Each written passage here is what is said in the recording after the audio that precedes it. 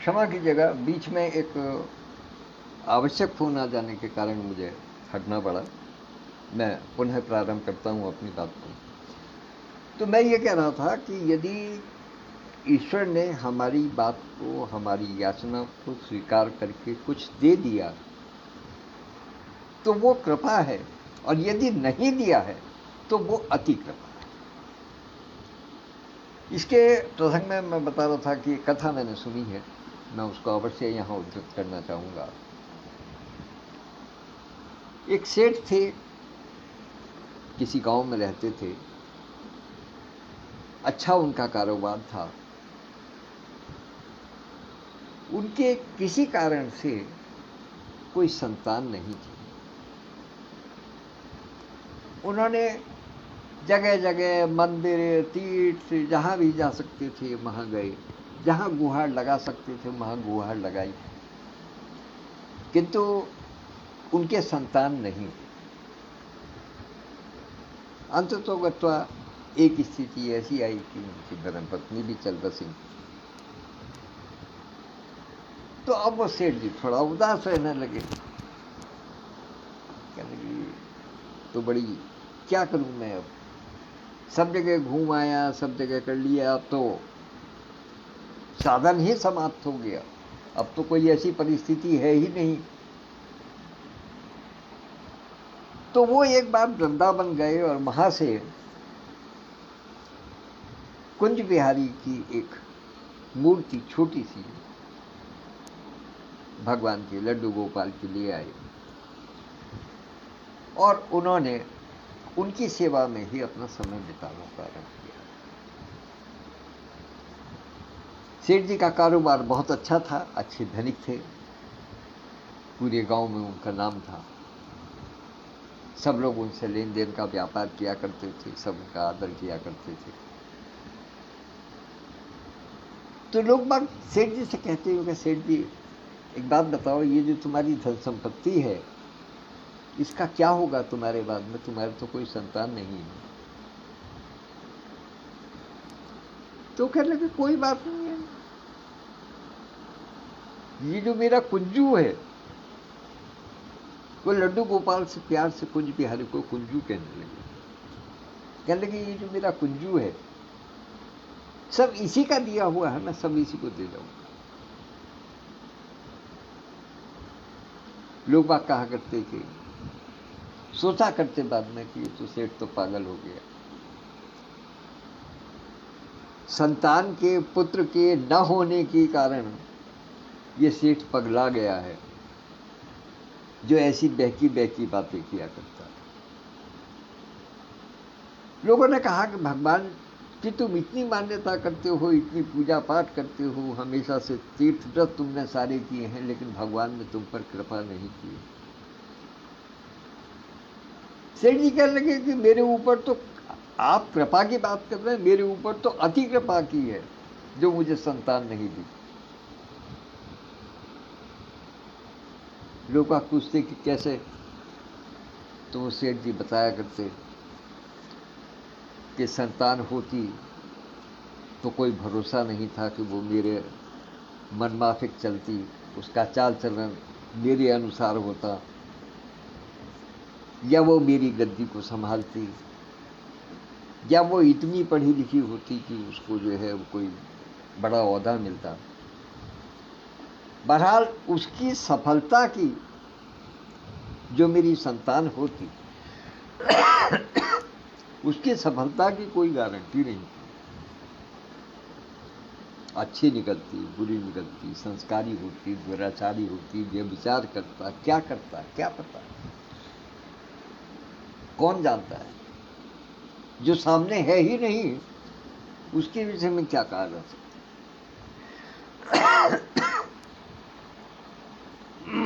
तो जब इस प्रकार की बातें करा करता तो लोग बात और मुझसे खपा हुआ करते, कहने लगे देखो पागल है, इतनी सारी संपत्ति जोड़ रखी है और कह रहा है ये तो मेरे कुंजू की हो जाएगी। अरे सब ऐसे ही बर्बाद हो जाएगी, लोग बाग इसको सब छीन लेंगे, लोग बाग इस पर कब्जा कर लेंगे, कुछ नहीं होगा। लेकिन उसके सामने नहीं कहा। एक दिन सारे ब्राह्मणों ने, ज्ञानी ज्ञानी विद्वानों ने एक बार प्रयास किया उसको समझाने का, फिर गए उसके पास। कहने लगे अच्छा सेठ जी, बाकी तो सब आपकी बात ठीक है, क्योंकि संतान क्या पता कैसी होती है, और हमने मान लिया कि ये सब कुछ, जो भी कुछ आपके पास है, धन संपदा दौलत जो भी कुछ है, वो सब भगवान की दी हुई है, और निश्चित रूप से उन्हीं की दी हुई है, उन्हीं का प्रसाद समझ करके आपने रखा हुआ है, तो ये उनको ही चली जाएगी। लेकिन एक बात ये बताइएगा कि एक कर्म होता है जो अंत में हुआ करता है, मुखाग्नि देने का कार्य पुत्र का होता है। तो जब तुम्हारे संतान ही नहीं है तो तुम्हें मुखाग्नि कौन देगा? तो सेठ जी ने कहा कि मेरे लिए इससे बड़ी कृपा की क्या बात होगी, इससे बड़ी अति कृपा और क्या हो सकती है कि मुझे मुखाग्नि ये कुंजू ही तो देगा, और कौन देगा? और कोई नहीं देगा। ये मेरे लिए अतीव हर्ष का विषय है जो उसने मुझे संतान नहीं दी, क्योंकि मेरे पुत्र के सारे कर्तव्य ये कुंजू ही करेगा। लोग बागों ने पूरी तरीके से समझ लिया कि सेठ वास्तव में पागल हो गया है, उससे संपर्क रखना थोड़ा कम कर दिया। अंत में एक समय तो आता ही है हर किसी के जीवन में। सेठ जी की मृत्यु हुई, और जब उनकी मृत्यु का समाचार गांव वालों को मिला तो सब अपने अपने उसमें मंतव्य के अनुसार सेठ जी की अंतिम यात्रा में शामिल होने के लिए पहुंचे। किसी प्रकार से सोचने लगे कि अब क्या किया जाए, अब इनका अंतिम संस्कार कौन करेगा, कैसे करेगा। तो सेठ जी को गांव के बच्चों से बहुत लगाव था, क्योंकि उनके खुद के संतान नहीं थे, इसलिए उनको बच्चों से बहुत लगाव था। तो गांव के बच्चे अक्सर उनके पास आया करते थे, खेला कूदा करते थे। तो जैसे ही ये पता चला कि भाई सेठ जी का शरीर शांत हो गया है, तो जहां बड़े लोग आए वहां बच्चे भी आए। अब लोगों में कानाफूसी शुरू हुई कि अब इसका संस्कार कौन करेगा, क्या होगा, कैसे होगा। सारे बच्चे क्योंकि सेठ जी से प्रेम करते थे तो उनके वियोग में रोने लगे, भाव विवल होकर के रोने लगे, अश्रु टपकाने लगे। तो उनसे अलग दूर पत्थर पर बैठा हुआ एक बच्चा बहुत बड़ी ही दयनीय अवस्था कहने चाहिए, बहुत गंभीर रुदन कर रहा था। सबके रुदन एक तरफ थे और उसका अकेले का रुदन एक तरफ था। लोगों ने सोचा कि चलो एक काम करते हैं, जब इसके कोई संतान तो थी नहीं, बच्चों को प्यार करता था, चलो इनमें से ही किसी बच्चे से इसका अंतिम संस्कार करा देते हैं। तो सबने ये सोचा कि ठीक है, वो अलग जो बच्चा बैठा है पता नहीं कहाँ से आया है, क्यों है, उसको ये भार दिया कि तुम ये काम करो, तो सहर्ष से स्वीकार कर लिया। अंतिम यात्रा निकली, पहुंचे। ये घटना क्योंकि वो फिर बाद में जब कुंज बिहारी के को अपना पुत्र मानने लगे तो फिर मथुरा आकर के रहने लगे। तो मथुरा में रहते रहते उनका प्राणांत हुआ। तो सेठ जी की शव यात्रा यमुना के तीर पर पहुंची।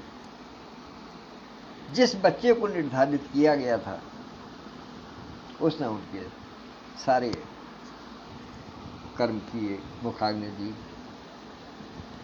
और जब उनका शब्दाह पूरा हो गया, सारा संस्कार हो गया, तो वहाँ से फिर ये कि भाई शुद्ध होने के लिए जमुना जी में डुबकी लगाई गई, सब लोग नहाए। तो देखा गया कि डुबकी लगाते वक्त सब थे, लेकिन जब बाहर निकल करके सब लोगों ने ये कहा कि चलो भैया कुछ भोजन कर लिया जाए, कुछ देख लिया जाए, संसारिक उसमें जब आ गए, तो देखा कि जिस बच्चे ने मुखाग्नि दी थी वही नहीं। उसको डुबकी लगाते तो देखा, लेकिन बाहर निकलते किसी ने नहीं देखा। अब बड़ी चिंता हुई कि भाई क्या हुआ, अब बाकी आगे के कार्य कैसे होंगे, क्योंकि ये तो एक अकेला कार्य था, ये तो हो गया, लेकिन अब आगे के कार्य कैसे होंगे, क्योंकि जिसने दाग दिया है, जिसने मुखाग्नि दी है, उसके आगे की भी 13 दिन की कर्तव्य क्या बनती है, वार्षिकी तक के कर्तव्य है, वो कैसे किए। तो यही सब सोच विचार करते रहे, बातचीत करते रहे, लोग आगे एक दूसरे को सलाह देते रहे, क्या करें कैसे करें। खैर ढूंढ भाल भी की उस बच्चे की, लेकिन वो कहीं नहीं। वहां से लौट करके आए तो अब सेठ जी के घर में तो कोई था नहीं, दरवाजा खुला था। तो जैसी कि मान्यता है कि जहां से शव यात्रा प्रारंभ होती है, दाह संस्कार करने के बाद में सभी उसी स्थान पर एक बार पुनः एकत्र होते हैं अंत में, और महासूख करके तब फिर अपने अपने निवास को उठाते हैं। तो सब वहां एकत्र हुए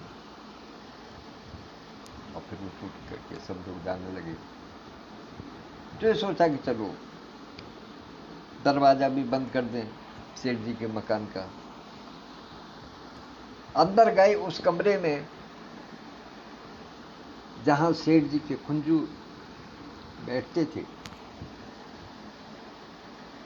तो उन्होंने देखा कि उनके जो लड्डू गोपाल थे, जो उनके कुंज बिहारी थे, जिनकी पूजा किया करते थे, वो अपने सिंहासन पर तो विराजमान थे, लेकिन उनके शरीर से जमुना जी का जल चू चू करके उस पट्टे को, उनके सिंहासन को गीला करना।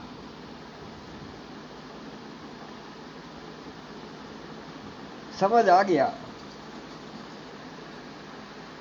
कि आखिर किसने ये बागडोर संभाली जो उनकी मुखाग्नि का कार्य हुआ। तब सब याद करने लगे कि हाँ, सेठ जी कहा करते थे कि मेरा कुंजू ही मेरे सारे काम करेगा, मैंने कुंजू को संतान माना है, तो यही मेरा अंतिम संस्कार भी करेगा। और वो संस्कार कुंज बिहारी ने किया। तो इससे बड़ी कृपा और क्या हो सकती। अगर वो संतान दे देते, प्रभु अगर उसको संतान दे देते, तो क्या पता वो कैसी निकलती। जिस समय उनका अंतिम संस्कार हुआ उस समय तक वो वहां पहुंच पाता, नहीं पहुंच पाता, क्या होता। लेकिन उन्होंने आनंद फानंद सारी व्यवस्था की। तो ये अति कृपा है। सेठ जी जो कहते थे कि यदि ईश्वर ने हमको वो नहीं दिया जो हम मांग रहे हैं, तो ये उनकी अति कृपा है, क्योंकि उन्होंने आगे की कुछ और अच्छा कुछ सोच रखा है, हमारे लिए कुछ बड़ा सोच रखा है। ये ईश्वर की कृपा नहीं, ये अति कृपा है। तो इसलिए कभी भी ये ना सोचें कि जो हमने मांगा वो हमको मिला तो कृपा, और नहीं मिला तो इसका मतलब भगवान नाराज। भगवान नाराज नहीं होते कभी अपने बनाए हुए मानव से। अपनी संतान से भला कोई कैसे नाराज हो सकता है। लेकिन यदि नहीं दे रहे हैं तो निश्चित रूप से कुछ बड़ा सोचना। अब ये तो एक संसार की बात आ गई। अब मैं उनकी बात बताता हूं जो बड़े बड़े संत महात्मा हैं जो कहते हैं कि प्रभु हम पर कृपा करो कि आपके दर्शन हो जाएं, आपके चरणों में हमारी लौ लग जाए, हम केवल और केवल आप ही का चिंतन और भजन जपन करें, नाम जपन करें, आपके प्रति हमारी श्रद्धा भाव पूर्ण हो, हमें आपके दर्शन चाहिए। और ईश्वर दर्शन न दें तब उनके मन में क्या भाव, तब उन संत के मन में ये भाव होता है और होना चाहिए कि यदि ईश्वर ने हमें दर्शन नहीं दिए हैं तो इसका सीधा सीधा अर्थ ये है कि ईश्वर अभी हमें और अपने चरणों में मन लगाने का समय देना चाहते हैं। यदि हमने आज ईश्वर के दर्शन मांगे और आज ही हमें ईश्वर के दर्शन हो गए तो कुछ पाने के बाद में फिर कुछ लेने की तो कुछ ललक रही नहीं है। जब एक बार कुछ पा लिया तो फिर क्या ललक रह गई, फिर क्या मांगने को रह गया,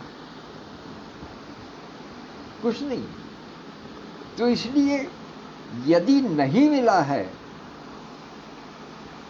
तो हमारे लिए अति कृपा है ईश्वर की, क्योंकि ईश्वर ने हमारे लिए कुछ और बड़ा सोच रखा है, हमारे लिए और उत्तम सोचा है। हमारे लिए कभी गलत तो ईश्वर सोच ही नहीं सकता। तो इसलिए यदि हमें कुछ मिले तो ईश्वर की कृपा, और नहीं मिले तो अति कृपा, ऐसा मान करके चलें। निश्चित रूप से मन में श्रद्धा भी जगेगी ईश्वर के प्रति, मन में विश्वास भी जगेगा। और ये विषय मैंने आज विशेष रूप से इसलिए रखा है क्योंकि अब बहुत से सांसारिक लोग व्यवहारिक से हो चले हैं। व्यवहारिक ये कि उनका सबका व्यवहार इस संसार में ही है। ये मेज कुर्सी मेरी है तो मेरी है, भगवान अगर मेरा है तो मेरा है, दूसरे का नहीं। ये क्यों भूल जाते हैं कि भगवान सबका है। अगर आपको कोई चीज मिली है तो वो कृपा है, और यदि नहीं मिला है तो कुछ बड़ा मिलने वाला है, ये विश्वास रखें। ये विश्वास ईश्वर के प्रति होना आवश्यक है कि हमें जो नहीं मिल रहा है वो हमारे लिए अति उत्तम है। एक बहुत पुरानी कथा आप लोगों ने सुनी होगी। एक राजा था और उसका मंत्री था। राजा और मंत्री दोनों साथ साथ रहा करते थे। तो एक बार राजा की उंगली कट गई।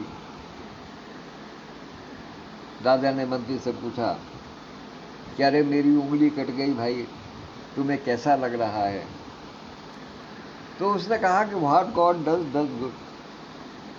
भगवान जो करता है अच्छा करता है। राजा ने कहा कि निरा मूर्ख है, मेरी उंगली कट गई और ये कह रहा है कि भगवान जो करता है सो अच्छा करता है। बोला इसमें अच्छाई कहाँ से आ गई? और उसके मन के भाव को जानते हुए राजा ने उस मंत्री को जेल खाने में डाल दिया। कुछ दिनों के बाद में राजा शिकार खेलने के लिए गया। वहां उसको शेर मिला। उस शेर के सामने गिर पड़ा। कोई उसका बस नहीं चल रहा था शेर के सामने। शेर आया, इधर उधर घूम करके देखता रहा और उसके बाद में वापस लौट करके चला गया। राजा ने जब ये देख लिया कि शेर चला गया है तो वो उठा, वहां से किसी प्रकार से भागता दौड़ता अपने उस तक आया, दरबार तक आया। और दरबार में आने के बाद में एक बार फिर से उसको मंत्री को बुलाया जो जेल में बंद था। उसने कहा आज मेरे साथ ऐसी घटना हुई है।